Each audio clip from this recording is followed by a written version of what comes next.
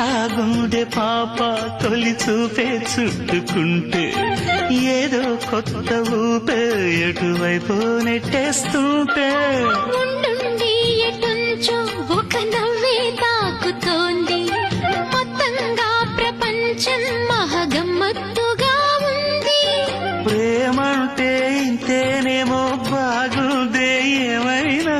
నాకు కూడా కొత్తేనయ్యో ఏం చేద్దాం ఈ పైన కాస్తైనా